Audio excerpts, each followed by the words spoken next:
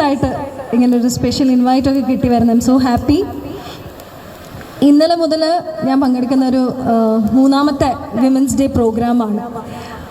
ഓരോ പ്രോഗ്രാമിലും ഓരോ എക്സ്പീരിയൻസസ് ആയിരുന്നു. ഇന്നലെ പങ്കെടുത്തത് കൊച്ചിയിലെ വിമൻ ഓൺട്രപ്രണേഴ്സിൻ്റെ ഒരു പ്രോഗ്രാമിലായിരുന്നു. ഭയങ്കര ഇൻസ്പയറിംഗ് ആയിട്ടുള്ള കുറേ ഗ്രൂപ്പ്സിനെയാണ് അന്ന് അവിടെ, കുറേ ഫേസസ് ആണ് ഇന്നലെ കണ്ടത്.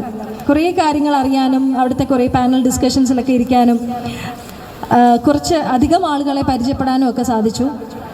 അതിനുശേഷം ഇന്ന് ഇവിടെ വരുന്നതിന് മുമ്പ് ആലപ്പുഴയിലെ രൂപതയുടെ ഒരു പ്രോഗ്രാമിനായിരുന്നു. കുറേ സ്നേഹമുള്ള അമ്മമാരുടെ ഇടയിൽ, കുറേ ചേച്ചിമാരുടെ ഇടയിൽ, സമൂഹത്തിൽ അവരുടേതായ രീതിയിൽ ഉയർന്നു വരാൻ ആഗ്രഹിക്കുന്ന കുറേ സ്ത്രീകളുടെ ഇടയിലായിരുന്നു ആ പ്രോഗ്രാം.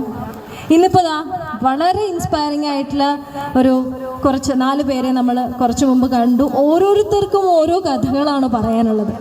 അതാണ് ഏറ്റവും ഇൻട്രസ്റ്റിംഗ് ഫാക്ടർ.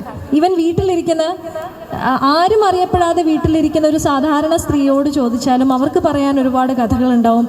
അവർക്ക് ബാക്കി വെച്ചിട്ടുള്ള, അല്ലെങ്കിൽ അവർക്ക് ഫുൾഫിൽ ചെയ്യാൻ പറ്റാത്ത ഒരുപാട് സ്വപ്നങ്ങളുണ്ടാവും, കഴിവുകളുണ്ടാവും. അങ്ങനെ ഒരുപാട് കഥകൾ ഓരോ സ്ത്രീകൾക്കും പറയാനുണ്ടാവും. അതിൽ കുറച്ച് പേർക്ക് കിട്ടുന്ന ഒരു ഭാഗ്യം തന്നെയാണ് ഇന്നിപ്പോൾ നേരത്തെ സംസാരിച്ച ഐ ഫോർഗോട്ട് ഹർ നെയിം, പുടവ രോഹിണി പറഞ്ഞു, ഞാൻ ആരും അറിയാതെ വീട്ടിലിരുന്ന്